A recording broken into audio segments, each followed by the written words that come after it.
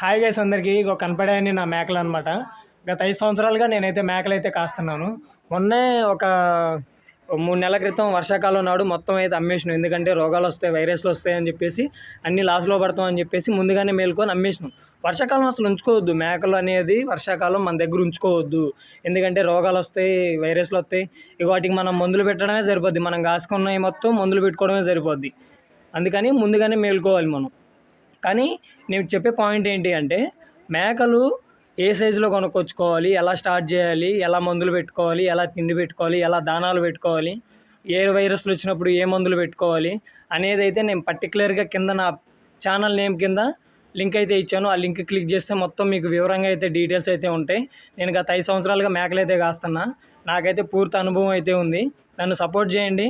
ఇక నుంచి మీకు పర్టికులర్గా మేకల బిజినెస్ పెట్టుకోవాలి అంటే అన్నీ ఎలా చేసుకోవాలి, ఎలా స్టార్ట్ చేయాలి అనేది పూర్తిగా అయితే కింద వీడియో లింక్లో అయితే ఇచ్చాను.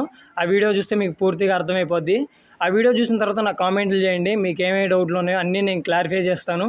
అన్నిటికీ అందరికీ నేను సమాధానం ఇస్తాను. ఓకేనా? Thank you so much guys, bye.